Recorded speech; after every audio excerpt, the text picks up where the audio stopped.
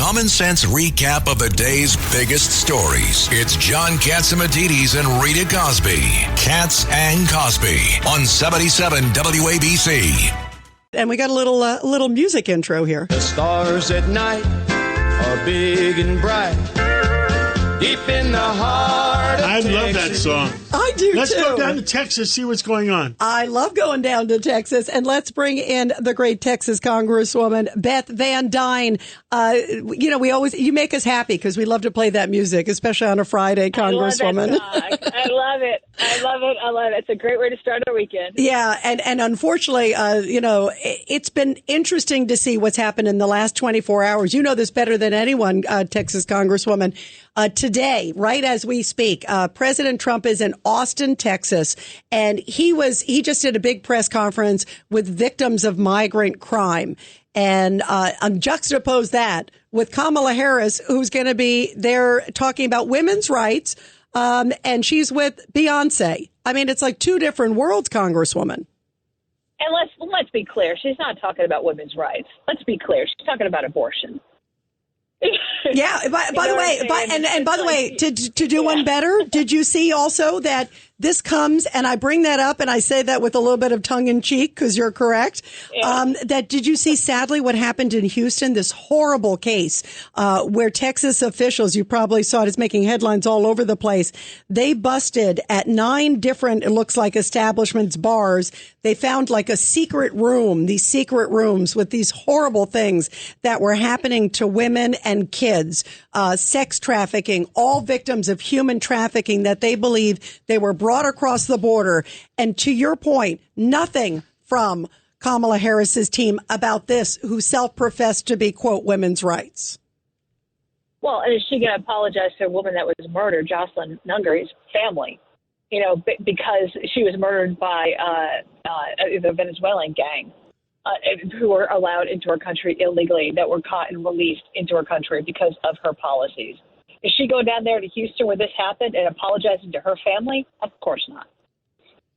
Yeah, absolutely. One of the other things, too, also, Congresswoman, is what's been going on there in Mexico. You probably heard this, that it's being reported that Mexico has this deal that, Ed, we were talking about a while ago, with the Mexican government essentially holding all these massive caravans. In other words, don't come now. Don't wait, hold out, because as soon as if Kamala wins, then we can bring you across, but we don't want to have you being registered as crossing the border now because it doesn't look good politically. I mean, this is like, talk about gaming the system. Well, this is all political theater. And I love now how she's taking credit for, Operation Lone Star. She's bragging that, we've had a 50% drop in illegal crossings. Yeah, of course you have, because Texas has stepped up and they're like, enough is enough. If the federal government isn't going to protect our state, we're going to do it.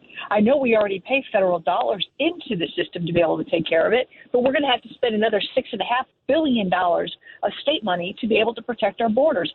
That's the reason why you've seen a decrease in crossings, not because of anything that this administration is doing. Yeah, so and credit where credit is due. And she even said the other day during the debate, Ed Cox, she was even saying, we need more border patrol officials, but to process. She's not saying to block, Ed Cox. But the bigger picture here is that this is election interference by a foreign government.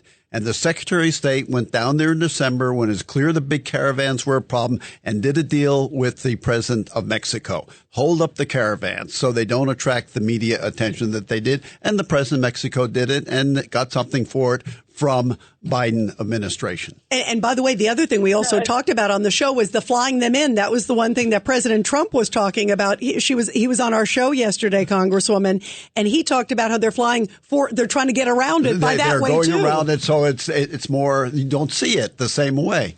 But now it's clear their caravans are just being held up. Your thoughts, Congresswoman? Well, they're paying all these NGOs now too. They're giving them billions and billions of dollars. One of them was even run by Michelle Obama's former staffer. I mean, in billions of dollars. And what they're doing is they're giving folks, as soon as they come over the border, they're giving them cash cards, they're giving them free phones, they're giving them plane tickets. This is all taxpayer dollars. 15 to 20 million people that entered our country illegally. This is a problem. The rest of the world has seen this as a problem. And now, she fought that border wall that Trump was trying to build, fought it tooth and nail. And now during her pathetic town hall on CNN the other night, she was claiming that, how much of that wall was really built? And it's a failure because it wasn't built. It would have been built had the Democrats in the Senate not done everything they could to stop it every day. So it could have been built. Those are the policies that would have worked. And now she's acting as if, it's not her fault that it didn't happen. It's somehow Trump's the Democrats, the Congresswoman, on the table. The Democrats in the House and Senate blocked it. He wanted to do it, and they stopped him. That's what I'm saying. The Democrats fought that tooth and nail every single day. That's why that wall was not completed. But he got a great start on it. He fought them, and he was able to be successful in getting a great start on it. Had he been successful and gotten his second term 4 years ago, that would have been built, and we would not have seen the mass chaos, the crime, and the number of deaths by fentanyl, deaths by rapes, murders of people who are in our country illegally. Those would not have happened. Those were preventable. Those are tragedies that never had to happen, if not for the Biden-Harris policies on our border.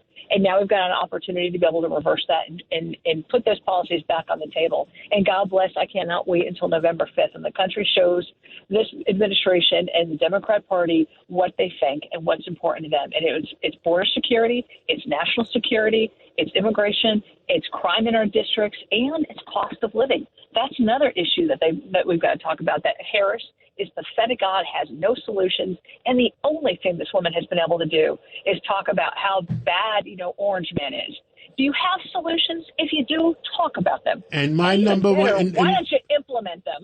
And my number one thing, they never opened up the Suez Canal. It's been closed. And the Red Sea has been closed for 6 months. Oil would be $10 or $15 a barrel cheaper if they opened up the Suez Canal.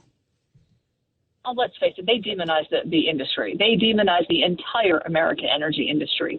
And then it's not as if we are not seeing demand increasing.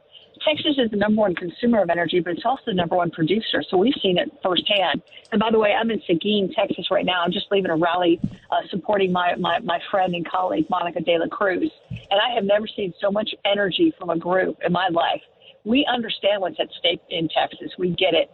And making sure that we've got American independence on energy, that we are able to actually fight back some of our adversaries in other nations by having that American energy, and seeing what it does to cut down inflation when it's actually affordable.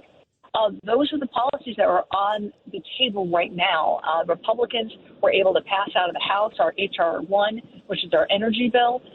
We've got the solutions. We just have to have an opportunity to implement them, and we have to have a president in the White House who's willing to sign them. Yeah, absolutely. Congresswoman Beth Van Duyne, thank you. We love you. We appreciate your caring about this country. Texas. We do. Maybe we'll play a little music on the way out. That's how much we love you, Congresswoman. I love it. Are big and bright, deep in the heart of Texas. Let's go to that break.